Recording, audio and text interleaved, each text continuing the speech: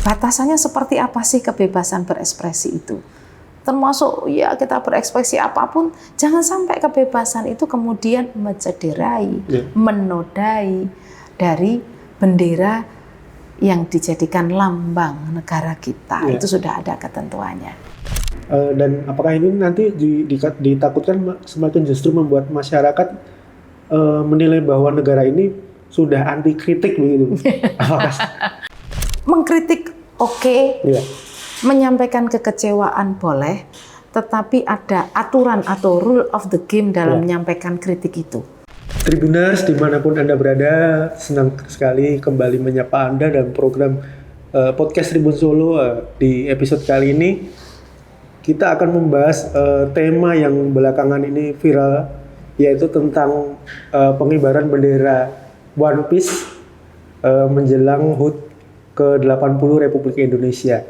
Sementara muncul pro kontra terkait penggunaan bendera tersebut. Nah, untuk membahasnya kita kedatangan narasumber pakar hukum tata negara dari Universitas 11 Maret Solo, yaitu Ibu Profesor Dr. Suni Umul Firdaus SHMH. Ibu apa kabar? Alhamdulillah baik, Mas Putra. Baik juga kan? Ya, baik. Ya, ini kan menjadi sebuah kontroversi ya Bu. Tiba-tiba muncul ke permukaan, orang-orang banyak mengibarkan bendera One Piece itu. Nah, ini apakah sebuah suatu pelanggaran sih Bu? Karena banyak orang yang menyebutkan bahwa itu melanggar UU nomor 24 tahun 2009. Apakah demikian sih Bu sebenarnya kalau berdasarkan undang-undang itu? Baik, terima kasih Mas Putra. Jadi ini satu isu yang cukup menarik, bicara soal pengibaran bendera One Piece. Padahal kita sedang persiapan untuk memperingati 80 tahun Indonesia merdeka. Kalau kita melihat dari perspektif hukum tata negara, jadi sebelum masuk ke dalam Undang-Undang 24 tahun 2009 ya, tentang lambang negara, itu ada landasan filosofis, landasan yuridis, dan juga mungkin kita lihat landasan empiris terkait dengan isu tersebut. Yang pertama, kita pasti akan merujuk pada Undang-Undang Dasar 1945.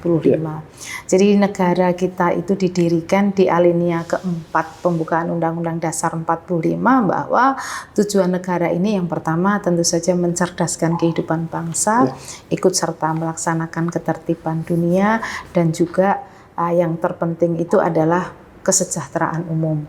Dan semuanya itu dilaksanakan berdasarkan ketuhanan yang Maha Esa, kemudian kemanusiaan yang adil dan beradab, sampai pada keadilan sosial yang terbungkus dalam nilai-nilai Pancasila. Intinya seperti itu.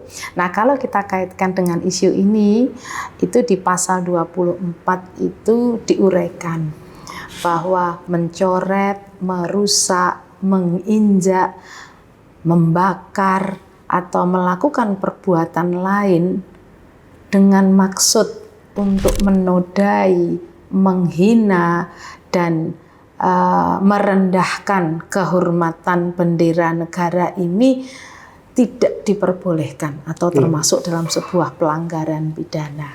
Ini ketentuannya seperti itu.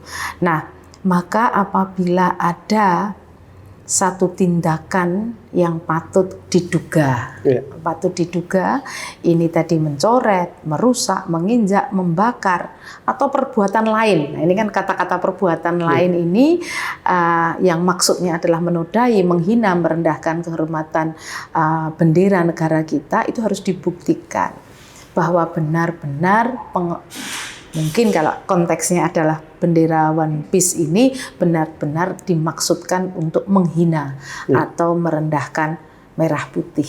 Nah, ini yang harus kita urai.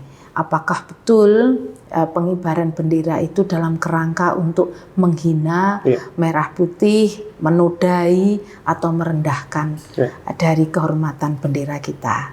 Itu kalau kita lihat dari perspektif itu. Tapi kalau Ibu melihat itu berdasarkan dengan UU nomor 24 tadi, itu apakah ada semacam bentuk penghinaan sih Bu kalau secara kasat mata ya? Karena kan pemasangannya itu bendera merah putih di atas, sementara yang One Piece di bawah begitu. Yang kebanyakan orang kan melakukannya seperti itu. Bahkan ada yang cuma bendera One Piece aja gitu. Kalau Ibu melihatnya bagaimana sih kalau secara kasat mata ya? Iya, kalau kalau kita menganalisis secara kasat mata itu ya ada satu bendera merah putih, di bawahnya kemudian One Piece. Ini kalau kita lihat secara undang-undang itu ya kan tidak merusak, tidak merobek, tidak menginjak. Mungkin apakah itu dikategorikan sebagai perbuatan lain? Nah, perbuatan lain yang katakanlah merendahkan dari kehormatan bendera kita. Nah, maka di sini kita harus melakukan analisis, melakukan dialog katakanlah dengan yang si pengibar ini maksudnya apa. Nah, secara eksplisit itu tidak ada undang-undang yang melarang simbol fiksi ini dikibarkan, itu kan tidak ada secara undang-undang. Kemudian apakah kita bisa menilai bahwa pengibaran itu jelas-jelas mengandung unsur penghinaan? Itu kan harus dibuktikan. Yang terpenting itu. Kemudian apa tujuannya? Itu kita juga harus tahu juga tujuannya mengibarkan itu apa. Apakah ingin menyebarkan permusuhan, kekerasan, atau ancaman terhadap ketertiban umum. Jadi tidak bisa hanya melihat kemudian dikibarkan di bawah merah putih itu, kemudian itu masuk dalam kategori pasal 24 itu. Maka kita mesti hati-hati apakah itu bertentangan dengan pasal 24 atau kalau kita mau jauh lagi apakah itu memenuhi atau termasuk melanggar dari Undang-Undang Dasar 1945. Artinya untuk poin yang lain-lain itu masih abu-abu ya Bu untuk terkait dengan hal ini begitu. Iya. Jadi cuman kan kita tidak hanya melihat dari undang-undang saja. Kita ada etika, ya. Etika itu kira-kira secara etis kalau dikibarkan bersama-sama itu secara etis enak enggak untuk dilihat, enak enggak untuk dipandang. Nah, kecuali kalau mungkin dikibarkan secara terpisah, kemudian ada disimbolkan bagian dari mungkin ingin memaknai apa itu sebenarnya simbol dari Luffy ya. Dari Luffy itu simbolnya apa sih? Kan itu simbolnya kan keberanian, ketegasan, dan keadilan itu misalnya. Nah, ini kalau dikibarkan di bawah bendera merah putih, nah ini kan secara etika juga tidak dilihat juga tidak bagus gitu. Walaupun secara undang-undang itu apakah masuk dalam kategori pasal 24 itu. Kalau memang tujuannya memang untuk menyebarkan permusuhan, kekerasan, atau ancaman untuk ketertiban umum, ya itu masuk dalam kategori pasal 24. Mesti harus ada dialog, mesti harus diinformasikan. Maka sekali lagi tadi, tujuan negara kita didirikan salah satunya adalah mencerdaskan kehidupan bangsa, kemudian juga ketertiban umum, termasuk kesejahteraan. Ini tidak bisa dipisah-pisahkan gitu. Oke, jadi kalau seandainya ini memang masuk dalam poin pasal UU nomor 24 itu, apakah ada semacam sanksi sih untuk katakanlah masyarakat yang melanggarnya begitu? Iya, kalau sanksi masih ada karena ini ketentuan pidana. Nanti bisa dilihat ketentuan pidananya seperti apa. Nah, kebetulan kalau kita kan lebih ke perspektif hukum tata negara, tetapi itu jelas ada ketentuan pidananya. Maka sebaiknya hati-hati gitu loh. Hati-hati dalam mengibarkan bendera begitu. Apabila bendera itu nanti masuk dalam unsur-unsur yang disebutkan di pasal 24. Ya, kalau kita itu dalam mengibarkan bendera merah putih itu kan juga sudah ada tata caranya, mekanismenya. Kalau di dalam ketentuan memang tidak masuk, boleh nggak sih mengibarkan bendera di bawah merah putih gitu? Tidak termasuk. Tetapi kita harus lihat sebenarnya tujuannya untuk apa, gitu loh. Tujuannya untuk apa? Kira-kira etis enggak? Jadi kalau secara norma hukum mungkin nggak masuk, secara etika. Nah ini kira-kira enak nggak untuk dilihat? Apakah itu relate dengan semangat nasionalisme? Nah, kita lihat dulu apa yang dimaksud dengan semangat nasionalisme gitu. Berarti kembali ke konteks gitu ya, Pak ya. Ya. Nah, ini kalau kembali lagi ya, kalau seandainya itu memang masuk dalam kategori pelanggaran begitu, itu yang berwenang untuk melakukan penertiban itu sebenarnya siapa sih, Bu? Ya, kalau itu masuk pada level pasal 24 ya, itu dikategorikan nyoret. Ini bendera merah putih loh ya, bukan bendera yang lain ya. Kalau ada bendera merah putih itu dicoret, dirusak, diinjak, dibakar, atau perbuatan lain lah. Maksudnya adalah menodai, menghina, merendahkan kehormatan bendera negara. Itu siapa saja bisa melaporkan kepada pihak yang berwajib atau yang berwenang, yaitu ya ke kepolisian untuk kalau itu masuk kategori pidana gitu, maksudnya ke kepolisian apa saja bisa melaporkan, bahkan tidak dilaporkan kalau aparat penegak mengetahui itu bisa melakukan tindakan itu. Dan Bu, ini sementara kan juga muncul orang-orang atau pihak yang pro dengan pengibaran bendera itu sebagai salah satu bagian dari kebebasan berekspresi, dan itu sebenarnya dilindungi dalam UU pasal 28E ayat 3 gitu ya. Nah, itu kalau dibilang sebuah kebebasan berekspresi, apakah sebenarnya masuk ke ranah situ begitu? Iya, masuk ke ranah situ. Jadi Undang-Undang Dasar itu kan di atasnya undang-undang. Undang-Undang Dasar 1945 pasal 28E yang tadi disebutkan. Setiap orang itu berhak atas kebebasan untuk meyakini, kepercayaan, menyatakan pikiran, sikap sesuai dengan hati nuraninya. Setiap orang berhak untuk berserikat, berkumpul, bahkan mengeluarkan pendapat. Itu dilindungi oleh Undang-Undang Dasar. Jadi sah-sah saja mereka itu menyampaikan atau mengungkapkan ekspresinya itu sah-sah saja. Cuman sekali lagi, tujuan untuk mengungkapkan ekspresinya. Negara punya batasan untuk itu. Ya, ada batasannya negara. Jangan sampai ekspresi yang kita munculkan itu nanti melanggar hak orang lain. Jangan sampai nanti melanggar ketentuan peraturan perundang-undangan yang berlaku. Jadi saya bebas sekali berekspresi, tetapi ternyata ada orang lain yang terlanggar. Jadi negara punya kewenangan untuk membuat pembatasan atau threshold, dikatakan. Batasannya seperti apa sih kebebasan berekspresi itu? Termasuk ya kita berekspresi apapun, jangan sampai kebebasan itu kemudian mencederai, menodai dari bendera yang dijadikan lambang negara kita. Itu sudah ada ketentuannya. Nah Bu, ini kan juga salah satu mungkin yang bermunculan juga di pemberitaan itu adalah ini sebagai bentuk kritik atau kekecewaan terhadap pemerintah. Nah, kalau motivasinya seperti itu, apakah pemasangan bendera itu masih dibilang wajar dan tidak melanggar ketentuan sesuai UU nomor 24 tadi, Bu? Kalau motifnya seperti itu. Menyampaikan kritik, kekecewaan itu hal yang wajar dan itu juga dilindungi oleh undang-undang. Menyampaikan kritik, kekecewaan atau ketidaksukaan terhadap sesuatu itu dilindungi oleh Undang-Undang Dasar, diperbolehkan menyampaikan. Cuma cara menyampaikannya itu juga harus sesuai dengan ketentuan undang-undang. Jangan sampai juga mencederai dari hak orang lain tadi. Jadi apakah itu tadi masuk pasal 24? Pasal 24 tadi kan sudah diuraikan. Atau perbuatan lain. Perbuatan lain itu apa? Ya bisa apa saja. Tetapi ada sesuatu yang harus dibuktikan. Mengkritik itu apakah disamakan dengan menghina?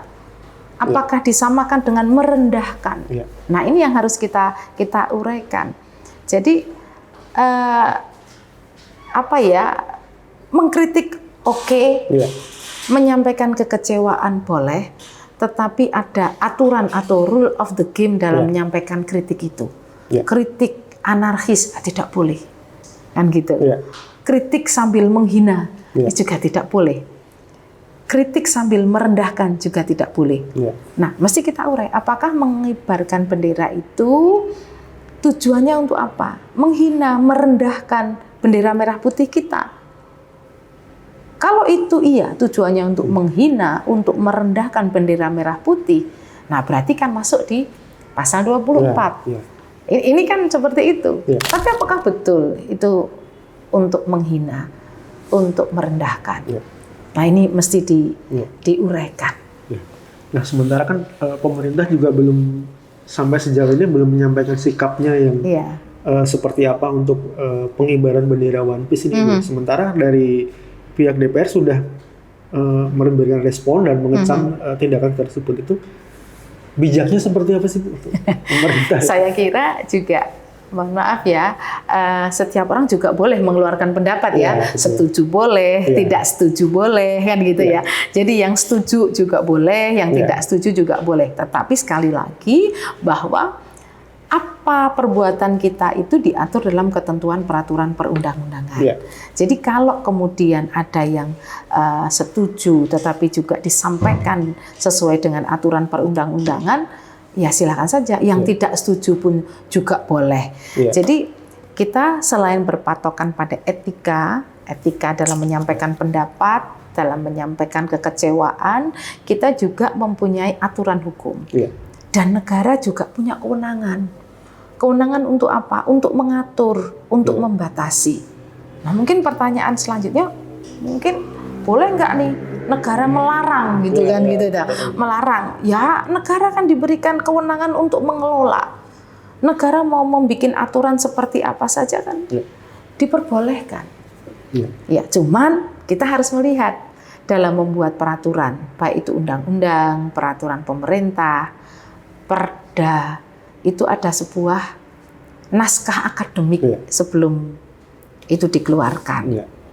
Apa naskah akademik? Naskah akademik itu isinya adalah sebuah penelitian yang memberikan sebuah reason atau argumentasi kira-kira aturan itu tepat atau tidak untuk dibuat atau dimunculkan.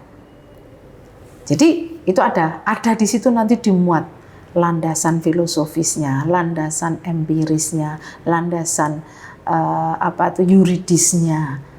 Jadi membuat aturan itu kewenangan negara.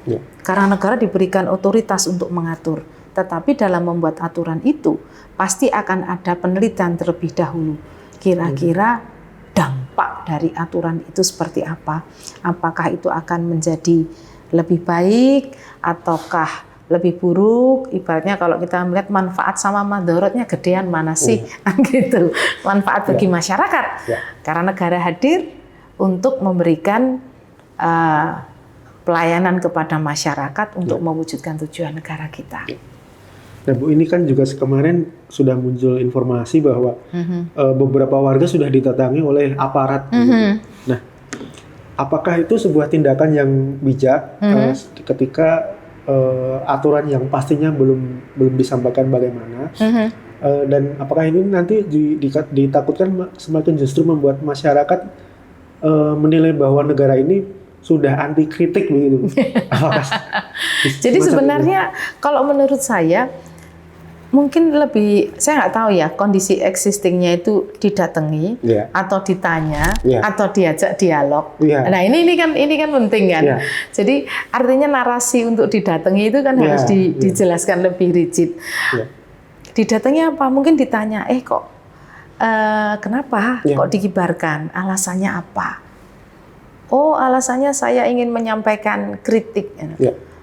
Oke, secara etis kan dilihat nggak bagus. Gimana kalau dikibarkan di beda lokasi atau ini artinya ini ini sepanjang menurut saya didatangi tidak dalam kerangka untuk melakukan intimidasi, saya kira itu justru lebih baik karena ingin mengetahui sebenarnya. Kalau itu ingin mengetahui sebenarnya kenapa kok melakukan ini? Ini kan indahnya kalau menjelang 17 Agustus kita 80 tahun, bagaimana kalau kita munculkan simbol-simbol negara kita itu dengan baik, dengan anggun, menghormati gitu. Nah ini ya pendapat saya seperti itu. Kalau seandainya ternyata itu berbentuk seperti pelarangan, atau kalau akan ada juga yang penjual yang menjual bendera One Piece itu, sementara mereka kemudian takut untuk menjualnya kembali karena mungkin ada himbauan atau larangan yang lebih tegas gitu loh dari aparat sendiri. Kalau seperti itu bagaimana? Iya, kalau larangan itu kan mesti bentuknya aturan ya. Iya. Nah, kalau tidak ada aturan kan sebenarnya lebih ke arah himbauan. Iya. Nah, iya, kan dihimbau. Iya. Nah, kalau ada himbauan, dihimbau kan sebaiknya kalau diikuti. Iya. Kalaupun toh tidak diikuti, apakah himbauan itu akan berlanjut kepada katakanlah sanksi hukum? Yeah. Itu kan tidak, karena untuk hukum itu mesti kan ada aturannya. Yeah. Salah ibaratnya apa yang dia lakukan itu, deliknya apa gitu. Jadi kalau mungkin memberikan himbauan, didatangi, itu kalau menurut pendapat saya mungkin adalah langkah preventif. Langkah preventif untuk menyampaikan atau berdialog sebenarnya apa yang menjadi keinginan si pengibar, atau hanya suka saja ekspresi kebebasannya atau ekspresi dirinya untuk menyampaikan pendapat. Ya kita mungkin bisa himbau kan, jangan ditaruh di bawahnya misalnya. Itu kan juga menghimbau. Kalau kemudian tetap melakukan itu kan haknya dari si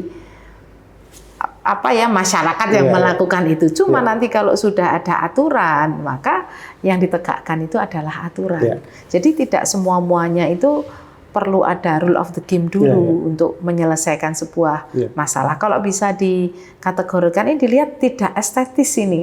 Nah, jangankan bendera, kadang-kadang kita melihat tempat vas bunga yang tidak pas saja kita akan menempatkan supaya pas, supaya enak dilihat. Ada desain interior yang menata ruang-ruang biar dilihat supaya bagus. Itu saja. Artinya tidak perlu sebenarnya represif kali ya. Apalagi dengan kalau sudah sampai pada tataran intimidasi, ancaman-ancaman, itu kan yang tadi mungkin bisa masuk pada negara nanti jadi dianggap takut terhadap simbol-simbol rakyat kan gitu ya, dianggap takut, padahal tidak takut. Sebenarnya kan hanya melihat bahwa ini kayaknya kurang pas deh, ini kurang pas kalau seperti ini. Ekspresi boleh, mungkin harus diberikan jalan keluar, tidak melarang tapi dikasih solusi seperti apa. Tapi sepanjang kalau itu mau dikaitkan dengan sanksi hukum, sepanjang tidak ada aturan yang mengatur tentang aturan itu, ya akan susah untuk ditegakkan. Begitu. Nah, ini jika memang itu sebuah bentuk kritik atau kekecewaan masyarakat terhadap negara begitu ya, sikap pemerintah sendiri sebaiknya bagaimana sih, Bu? Atau mungkin nanti ada semacam ruang terbuka berupa diskusi publik antara pemerintah dengan masyarakat untuk menghimpun masukan, atau bagaimana sebaiknya? Iya. Kalau itu bagian dari bentuk kritik atau katakanlah mengekspresikan dari kekecewaan atau mungkin apapun itulah, atau mengekspresikan nilai seni, itu kan karena kita belum tahu ya sebenarnya apa yang kan kita belum tahu, maka sebaiknya kan kita tidak berandai-andai. Cuman kita mungkin ada beberapa hal yang dilakukan. Kalau masyarakat memang ingin mengkritik, kan sudah ada kanalnya, ada banyak itu sebenarnya. Kalau kita menyebutkan itu kotak saran ya. Tapi sekarang kan sudah bisa lewat online. Jadi memberikan masukan kepada pemerintah bisa lewat online, atau bahkan sampai dialog itu bisa dilakukan, dialog terbuka yang difasilitasi oleh stakeholder, mungkin dari tingkat daerah dari kabupaten kota yang kecil, kemudian ke provinsi atau ke pusat. Itu sebenarnya bisa dilakukan dengan enak. Apa sih sebenarnya yang dihadapi masalahnya sekarang ini? Kalau kecewa tentang apa? Kemudian apa yang bisa kita lakukan bersama-sama supaya masyarakat itu bisa menjalankan kehidupannya seperti apa yang diinginkan gitu. Ini saya kira akan lebih nikmat kalau dilakukan dengan konsep dialog begitu.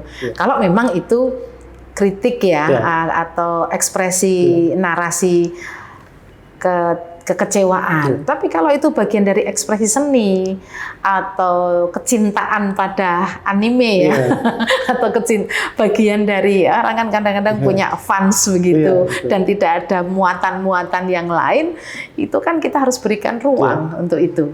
Karena seni, kemudian kebebasan berekspresi itu dijamin oleh Undang-Undang Dasar 45. Maka yang perlu kita tahu adalah sebenarnya apa yang diinginkan oleh masyarakat terkait dengan pengibaran bendera One Piece ini. Tapi selama itu kalau tidak ada maksud untuk penghinaan, sah-sah aja ya Bu ya sebenarnya. Ya, karena memang yang dilarang itu yang menghina, merendahkan martabat. Nah, ini sangat tidak boleh. Apapun itu. Jangankan bendera kita, itu lambang negara yang lain, itu juga tidak boleh. Itu dicoret, dirusak, begitu dalam kerangka untuk menghina siapapun lah. Seluruh rakyat Indonesia juga tidak rela kalau negara kita itu dihina, direndahkan, kemudian ya diinjak-injak oleh kita sendiri, apalagi oleh bangsa asing. Maka kalau kita sendiri yang tidak mencintai negara kita, itu siapa? Dan bendera itu simbol, simbol. Ini sebenarnya simbol. Nah, simbol. Seperti halnya One Piece juga simbol. Sebenarnya sama simbol, tapi jangan sampai itu simbol itu nanti dikategorikan sebagai menghina, merendahkan martabat bendera kita. Nah Bu, terakhir ini banyak orang yang kemudian berprasangka bahwa ini ada semacam agenda di balik ini untuk semacam pengalihan isu lah dan sebagainya. Karena munculnya ini mendadak di menjelang HUT RI begitu. Kalau Ibu melihat hal itu seperti apa? Jadi memang ya Indonesia ini menarik sekali ya, artinya dengan keberagaman masyarakatnya, saya kira orang-orang untuk berpikir itu kan tidak bisa dibatasi. Jadi ada yang mengatakan mungkin ini pengalihan isu, oke lah silahkan. Ada yang mengatakan apa ini menurun semangat nasionalisme, itu boleh menyampaikan pendapat juga. Semuanya pendapat oleh masyarakat itu saya kira itu merupakan hak yang dilindungi oleh undang-undang. Cuman sekali lagi bahwa jangan sampai pendapat-pendapat itu melanggar hak orang lain, membuat keributan, membuat kerusuhan, sehingga tujuan negara kita itu didirikan itu tidak segera tercapai atau jauh dari ketercapaian. Di sisi lain juga masyarakat mungkin kalau memang ada rasa kecewa dengan pemerintah, artinya mereka masih peduli dengan bangsa ini, begitu ya Bu? Iya, saya kira itu mungkin bagian dari rasa cinta terhadap bangsa sendiri. Artinya rasa cinta itu kan macam-macam bentuknya. Ada yang cinta itu dengan menyampaikan bagaimana supaya negara kita itu lebih baik. Itu kan disampaikan dengan mungkin kritik, saran, atau solusi. Nah ini tetapi kan harus tersampaikan. Ya jangan sampai kemudian kritik, saran, solusi tidak tersampaikan. Nah, kalau cuma mohon maaf mungkin simbol saja, itu kan masih belum jelas, belum konkret. Ini kecewanya di bagian mana, yang mau dikritik apanya gitu. Tetapi kalau konkret jelas ini kecewa, ini kritik ini, sebaiknya solusinya begini, itu sebaiknya dituliskan atau katakanlah disampaikan secara verbal sehingga negara kita mengetahui atau pemerintah mengetahui. Dan kalau sudah diketahui juga mestinya kan pemerintah akan respon, cepat merespon. Tapi kalau tidak ketahuan bagaimana cara meresponnya? Seperti kasus-kasus kemarin penutupan rekening dan lain sebagainya, itu kan juga sudah langsung direspon sama Presiden. Kemudian kasus LPG waktu itu juga langsung direspon karena jelas. Jadi yang dimunculkan itu jelas. Tetapi kalau kritik kemudian kecewa dan lain sebagainya itu tidak jelas, ya mungkin akan susah untuk memperbaiki. Tetapi itu sah saja. Saya memang kecewa, tetapi saya tidak ingin menyampaikan gitu. Apa kekecewaan saya kan gitu. Itu juga hak juga. Saya kecewa pada siapapun boleh. Cuman saya nggak ingin menyampaikan, kecewa aja. Gitu. Itu mungkin apa ya? Negara kita sangat beragam. Jadi cuman kita bersama-sama menjelang 80 tahun Indonesia merdeka ini, kita bersama-sama bersemangat bagaimana untuk membuat negara kita ini semakin besar dan lebih cepat untuk mencapai tujuan. Gitu. Baik, terima kasih Bu Suni sudah memberikan banyak insight untuk kita. Mudah-mudahan ini tidak berlarut-larut kemana-mana dan masyarakat bisa menyuarakan aspirasi, sementara pemerintah juga bisa melanjutkan perjuangan untuk membangun bangsa ini agar lebih baik. Iya, gitu ya, terima kasih Mas Putra. Baik, Tribuners, demikian tadi obrolan kita bersama Ibu Suni dari Universitas 11 Maret Solo.